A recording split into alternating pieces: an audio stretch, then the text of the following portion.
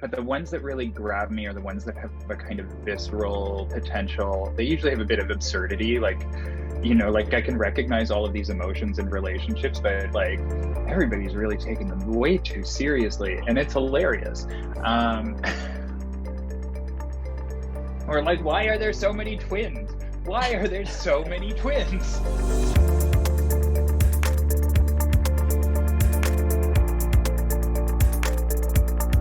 I would say that both for me as an actor and as a director, I'm just drawn to plays and projects that have incredible emotional depth. They challenge our thinking, and there's lots of heart. So if a play has that for me, that's what I look for first. And I was trying to think, like, why did I ever like this stuff? Like, what was it that just, because it wasn't, my response, or like, well, nobody becomes a theater maker of any kind for any kind of rational reason. It is instinctive. If you think about it for like more than 2 seconds, it's a terrible idea. We've all made terrible choices with our lives. So I couldn't explain on a rational level why I was drawn to theater, but I was drawn in specifically by classical theater because there was something visceral to me about the scale of it, that there's something both instantly recognizable and emotionally familiar in the heart and in the relationships and the characters and the ideas. But then they're dealing with these impossible, unreasonable, insane circumstances, whether it's like flying harpies or cutting off kings' heads, or the you know, or any of the kind of like magic of the Spanish Golden Age, or and I still find that I need to be the plays, because I don't love all like quote unquote classical theater. There's a lot of stuff in there that I'm like boring. But the ones that really grab me are the ones that have a kind of visceral potential. They usually have a bit of absurdity, like, you know, like I can recognize all of these emotions and relationships, but like everybody's really taking them way too seriously, and it's hilarious. Or like, why are there so many twins? Why are there so many twins? And so there's something kind of delightful and pleasurable about the impossible, about the fantastic worlds. And I also think that visceral reaction in me comes, you know, you can speculate that it's in the scale of the storytelling. I also think it's very deeply embedded into rhythm and how we as humans respond to rhythm, whether that is rhythm of music, whether that is rhythm of dance, whether that is rhythm of language. And I find, you know, poetry that's written in rhyme or rhythmic poetry has, like, it comes in and out of fashion, but it never goes away because there's something that it responds to very deeply in us, whether it's, you know, the dactyls of like Greek theater, or the iambic pentameter, or E. Cummings' sort of delightful triple rhythms, or right down to like the kind of spoken word and slam poetry that is giving voice and visceral experience to so many people's pain or view of the world or sense of humor. Like it provides me another means of connection. And so, to your point, Jenny, something that like changes my mind, and something that has a lot of heart, but also something that can grab me by the guts. And again, that's not exclusively in classical theater. I'm really interested in contemporary theater that does that. I'm interested in contemporary theater that exists in dialogue with a tradition, like a canonical tradition or lineage. As long as it sort of gets me in those like three places, that's what's going to pull me in. And I think my first experiences were with that in classical or canonical theater. Yeah, I think we're really at a huge moment where we are questioning whether to jump into a new kind of response to the canon, and the traditions that have been upheld for so long, where is it going? What sort of innovation is happening? Really, really interested in jumping into a different way of working in the room, not a collective creation. I have history with that, and it's complicated. Collective creation is really tough, but that there's room and breath in the room for what Peter Brook calls living culture. And I've been stuck on this for about 20 years now because I still think about it every day because I'm trying to still figure out what it means. I think I found some answers for myself, but I think there's so much more in that for me to discover in terms of what does that mean? What does it mean when you have a multicultural cast that is offered space to bring their living culture to the work? I just really, really interested in that.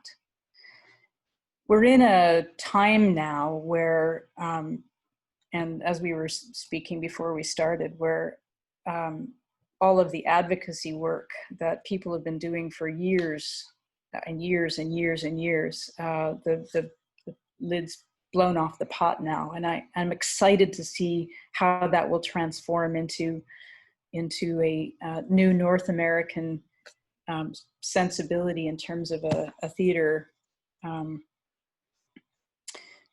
in terms of theater exploration. In Indigenous cultures all around the world, there was really no separation between the different artistic disciplines. You sang, you danced, there was text, you created pictures. I think what we're now being offered is an opportunity to return to that way of working, to return to the idea that the artist is, we have multidisciplinary capacities, and in fact, artistic practice can borrow from all of those different ways of working, both discipline-wise and culturally-wise, to create a story that we're telling together. And that's what's really fascinating to me about where we might be headed and what might be possible next. I have no idea what that looks like, but I'm excited about it. Specifically in the conversations around canonical work, I'm noticing two main things happen. One, and I'm lucky that my role at Stratford allows me to sort of have proximity to both of these movements or both of these sets of conversations. One of them is really to push up against, like, to really say, like, what is this, like, BS, I don't know if I'm allowed to swear in here. What is this BS standard of white excellence that allowed someone like Harold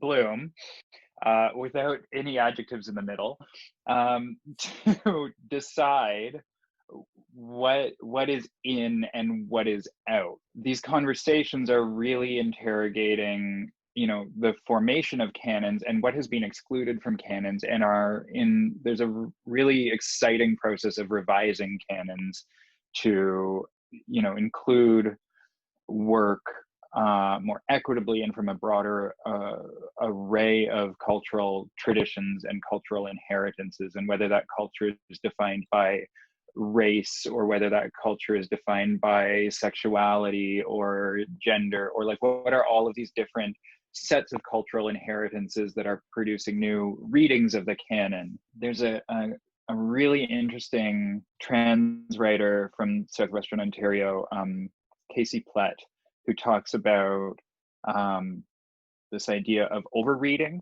So that's the one. And now segueing into the other, who talks about overreading, and specifically overreading Little Shop of Horrors to be a trans narrative. And this concept of overreading, taking existing narratives and while acknowledging that the existing narrative is super problematic, overreading another narrative onto that where people can find meaning or can like find space for their own experiences inside of it. So when I work on a classical, canonical, whatever text, my approach is to come in and try to queer that text. I want to claim queer space inside of that text, and I want to claim queer aesthetics inside of that text. And that also has to do with claiming a queer creation space. I am similarly to Jani, very wary of collective creation in the horizontal power vacuum kind of way. Like, I think the groups of artists need to come together to collaborate and agree on terms of those collaborations. But there need to be terms and protocols or structures in place for me to feel comfortable in those spaces. That's just not the way I like to work. But I think signaling by how you build your rehearsal hall and the cultural values you bring into your rehearsal hall, that also signals how you're going to treat that text. And I've been supporting a process that Jani and Caitlin Reardon have been working on a new piece, and being inside of their space when they are specifically thinking about how do we indigenize the rehearsal hall in order to overread an Indigenous story into this canonical text. It's creating the terms to find new spaces in those texts, as well as creating new narratives, both contemporary and finding classics from other cultures. There's a sort of interrogation of the problematic faves, which I really like. That for me is what it means to like blow something open and like find new space in a text, to really find a way to say like, okay, here it is. It's like difficult for these reasons. I have this, it's like my guilty pleasure. I'm going to find my way back into this text, and I'm going to claim what is useful and speaks to me without trying to wallpaper over the issues inside of it. And I'm going to find a way for that to be the theater, for that to be the theatrical event. I love what you're saying too, Ted, because for me, there's a fine difference between going inside the text or going inside the relationship and story and characters, and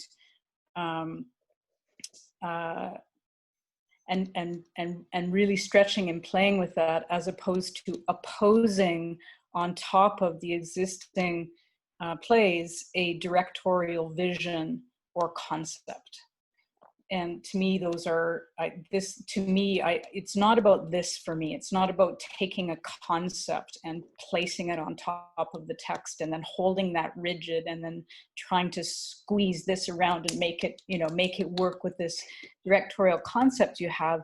For me, it's a different kind of process where you're taking the heart of the relationship, of the human circumstance, and finding and weaving together the things that bring forward a queer narrative or an Indigenous narrative or a gender narrative or whatever. But I just wanted to clarify for me that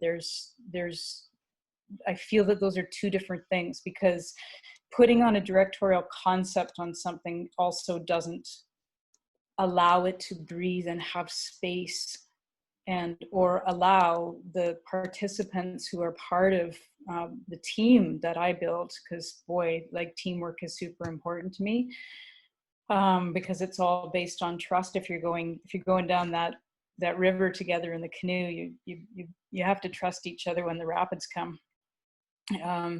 Yeah, so to me, I just wanted to clarify that there's a difference. I was just riffing off something that you were saying, Ted, in terms of going inside. And I love that image of, going inside, as opposed to going, oh, I have this idea. I'm gonna make it work.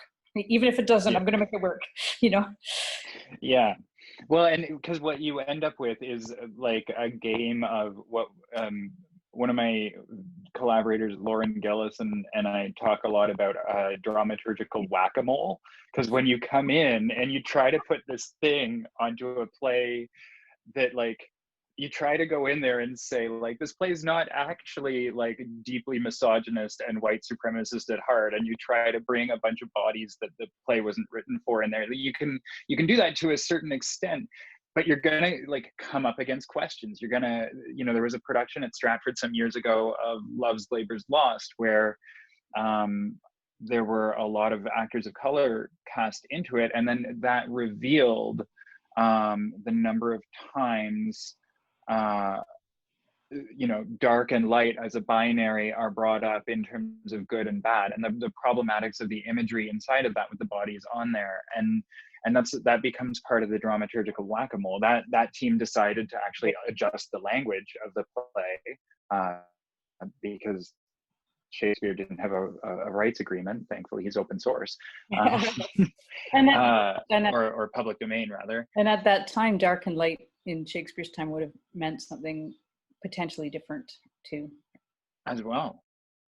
Yeah, I mean, they like, those plays reflect a worldview where you needed to bleed people if they were like, were they choleric or sanguine or something like that? Like, you know, there's places with some bad science in them.